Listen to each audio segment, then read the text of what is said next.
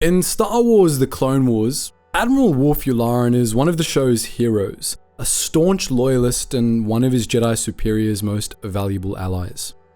But Yularen wasn't created for the Clone Wars, and in his original appearance in A New Hope, he plays a much different role, serving as a colonel in the Imperial Security Bureau aboard the first Death Star. By the end of his life, Yularen had gone from being a champion of the Republic to a loyal enforcer of the Empire, a high-ranking member of the ISB, no less, which, as those of you who've seen Andor should know, was essentially the Empire's Gestapo. So, it's not like Yularen just kept doing his job after the rise of the Empire. He was a committed New Order ideologue, evil through and through. But how did the Yularen we know from the Clone Wars fall so far? The answer is the same as it is for his commanding officer, Anakin Skywalker. He had a dark side all along, and he was never quite the hero he seemed to be. In this video, we'll be going through Yularen's full life story to understand why.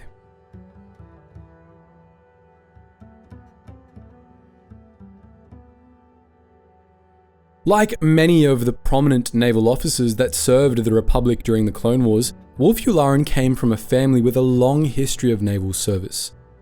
His father, Thul Yularen, was a legend, a long-serving hero of the Republic Judicial Forces and an instructor at the Anaxis War College, the galaxy's most prestigious naval academy.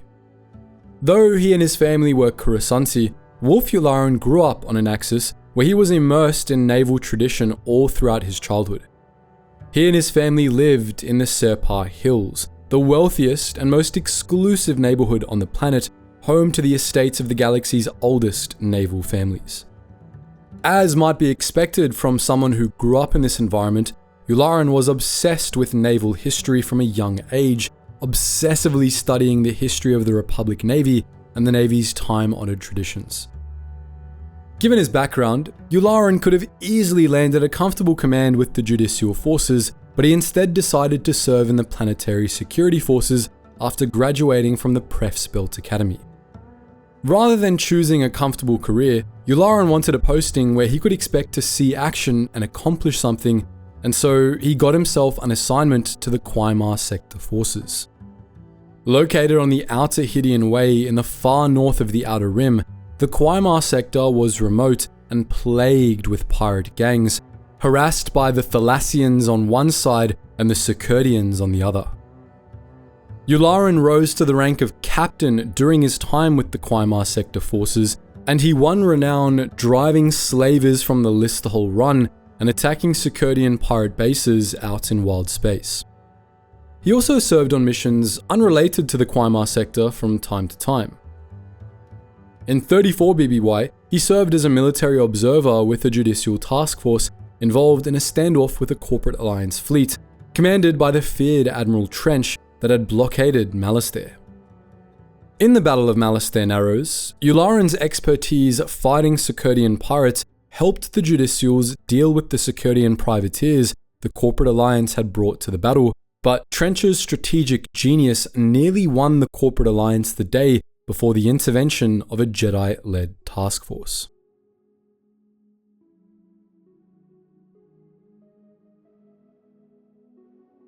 Yularen's many years in the KSF had significant effects on his personality and worldview.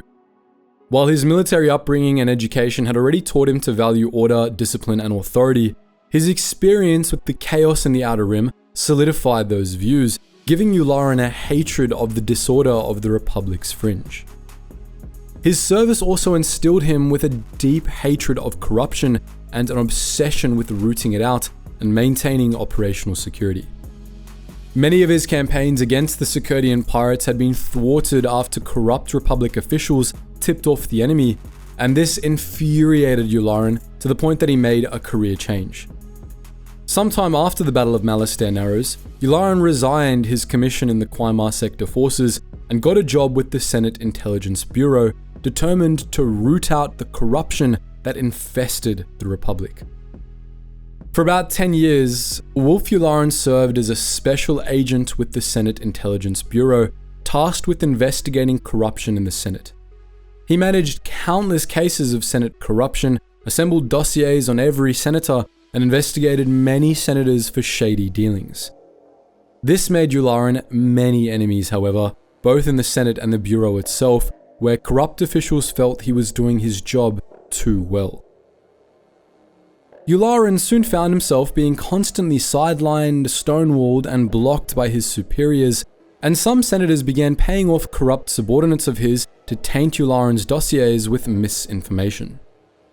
But some noticed and appreciated Yularen's work, including Supreme Chancellor Palpatine. During the Separatist crisis, Palpatine rescued Yularen from the mire of the Senate Intelligence Bureau and assigned him to a special anti-corruption unit under the direct oversight of the Supreme Chancellor.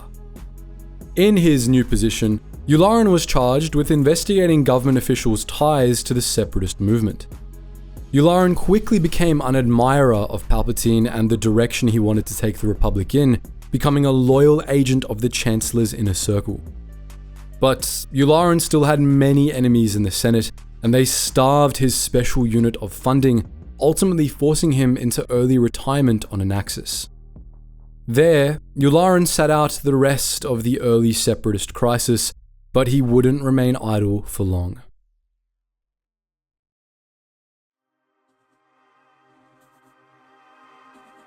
Following the outbreak of the Clone Wars, the Supreme Chancellor personally talked Yularen out of retirement, giving him a new commission as an admiral in the Republic Navy. Admiral Yularen took command of a fleet within the Open Circle Armada from the Republic Star Destroyer Resolute, and he began serving alongside Jedi Generals Anakin Skywalker and Obi-Wan Kenobi. Skywalker was Yularen's Grand Army counterpart, and the two men could not have been more different. While Yularen was all order and discipline, Skywalker was a reckless, unpredictable force of nature, prone to disregarding his orders and carrying out unorthodox and extremely risky plans. Yularen came to respect Skywalker due to his skill, confidence, and ability to get results in seemingly impossible situations, but he never quite stopped being frustrated or horrified by his complete lack of military bearing.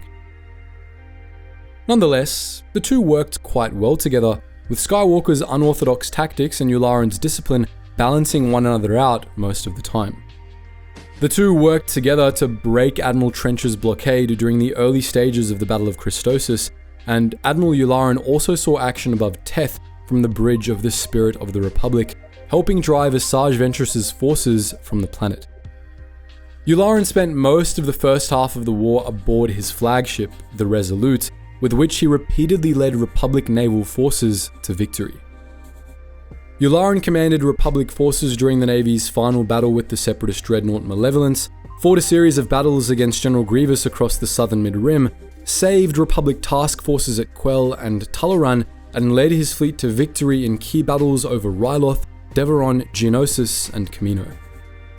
In 21 BBY, during the Battle of Selast, the Resolute was destroyed by Asajj Ventress, but Admiral Yularen escaped, and he returned to the front lines aboard a new Star Destroyer. Yularen served in the Republic Navy for the whole war, though after the loss of the Resolute, he found himself working with Kenobi and Skywalker a lot less. This was only a small comfort, however, as he found that many Jedi shared Skywalker's general disregard for the chain of command. As the war went on, Yularen started to wonder if the Jedi were an impediment to the war effort rather than an asset, with their allegiance to a separate command hierarchy and disregard for orders. He kept his respect for the Jedi, but he nonetheless maintained a healthy skepticism of them. At the end of the Clone Wars, the Galactic Republic became the Galactic Empire, and the Republic Navy became the Imperial Navy. Admiral Yularen initially continued his naval career into the era of the Empire, battling Separatist holdouts and opponents of the New Order. Like many top Republic naval officers, Yularen was fully on board with the Empire, and he remained happy with the direction Palpatine was taking the galaxy in. The Empire's emphasis on order and security appealed to him, as did the sidelining of the Senate he had come to dislike in favor of a more efficient, orderly military hierarchy. Admiral Yularen was branded a hero of the Empire by Imperial Holovision during the reconquest of the Rim, which saw him return to his old stomping grounds in the Quaimar sector for the Listerhall campaign of 18 BBY. Accompanied by Captain Banage Holtz, Yularen led a ramshackle fleet of TIE fighter-equipped Venator-class Star Destroyers backed by Old Invincible-class Dreadnought heavy cruisers against pirates and slavers along the Listerhall run. Yularen and his fleet were tasked with securing the borders of the corporate sector by wiping out a pirate coalition which included Yularen's old enemies, the Circadian pirates, as well as Zygerian and Turvig slavers. Admiral Yularen crushed the Circadians at Sagmar and Sikerd, besieged Zygeria before negotiating an agreement between the Zygerians and the Empire, and then attempted to take Turvisus. This last part of the campaign ended in failure, but the Listerhall campaign was nonetheless considered an imperial success. For Admiral Yularen, it was also a sufficiently satisfying finale for his naval career.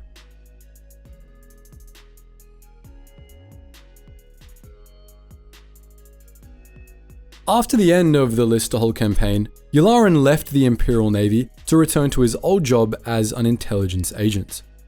While Yularen's tenure in the Senate Intelligence Bureau had left a bad taste in his mouth, the Empire gave its intelligence agents a much freer hand, and Yularen saw a chance to resume his old anti-corruption crusade.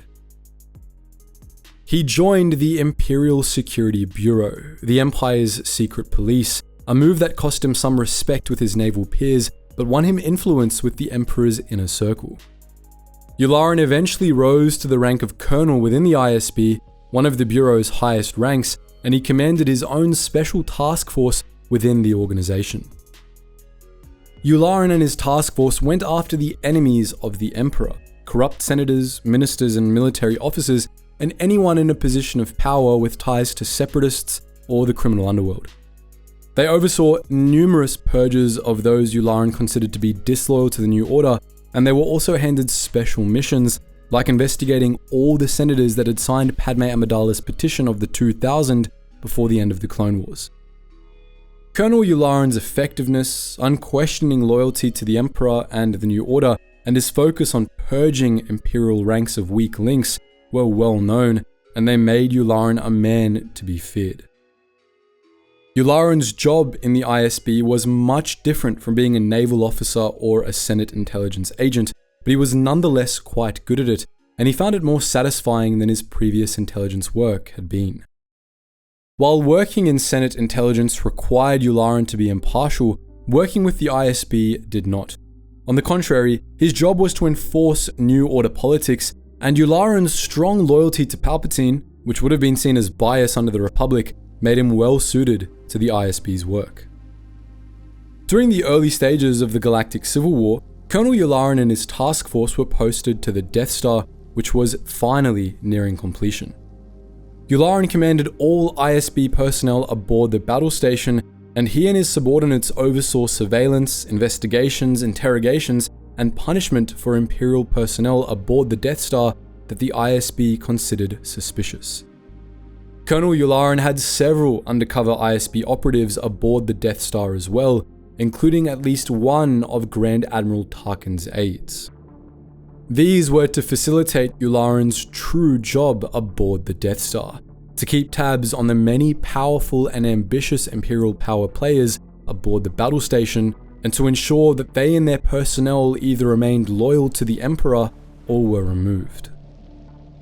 Unlike some of the more ambitious, high-ranking figures aboard the Death Star, Colonel Yularen typically kept to himself, content to silently observe and collect information while the others bickered. He helped ensure that the Death Star would be the Emperor's ultimate weapon, but his role aboard the battle station would ultimately prove fatal. Colonel Yularen was still aboard the Death Star during the Battle of Yavin when the battle station was destroyed, and he was killed when the Death Star exploded.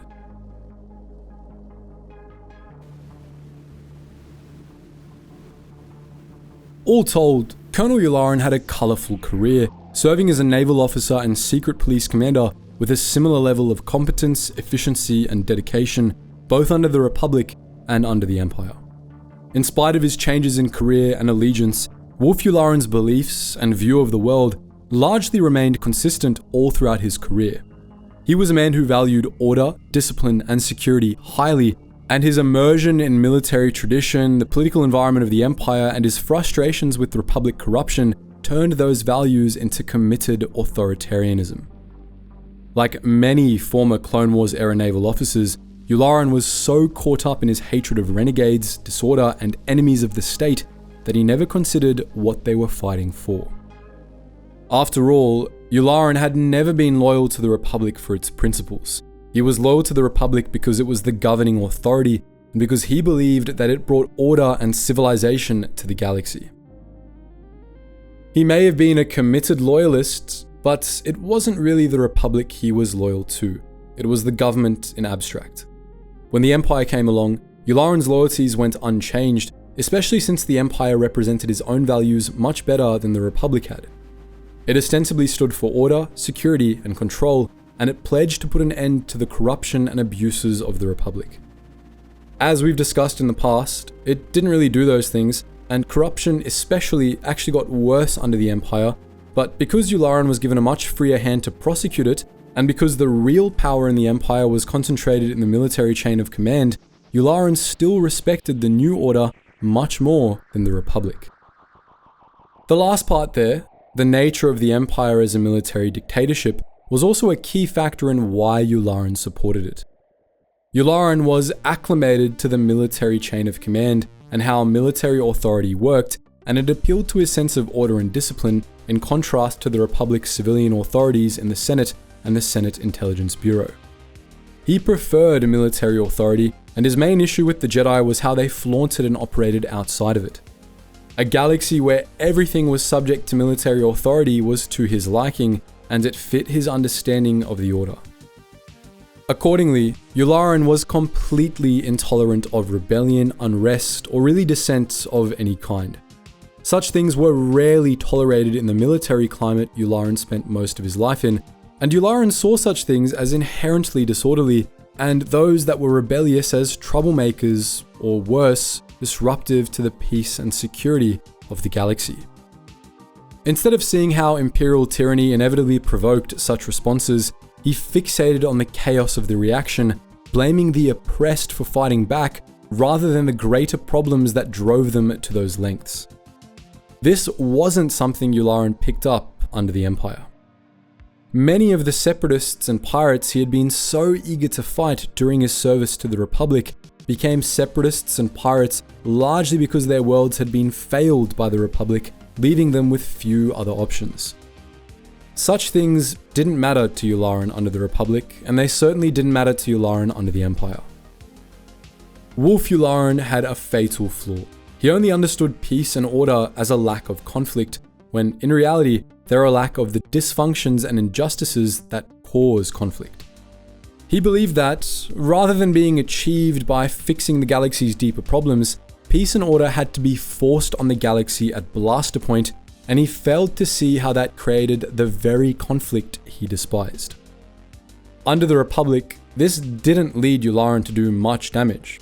On the contrary, he did good work in the Quaimar Sector Forces and the Senate Intelligence Bureau, and his flaws were expressed primarily through harmless contempt for the Senate and griping about Anakin Skywalker's disregard for orders. But under the Empire, New Order ideology and the Imperial system encouraged Yularen to embrace this flaw and express it in much more damaging ways, to the point that he got involved with the Death Star project. The nature of the Empire brought out the worst in Yularen, but that dark side was always there. A deeply ingrained authoritarianism waiting to be given a free hand. So, that's our look at the rise, fall, and views of Wolf Yularen. But what do you think? Are there any other Republic heroes you'd like us to ruin for you? Let us know in the comment section below, and as always guys, thank you so much for watching, and I hope to see you in the next video.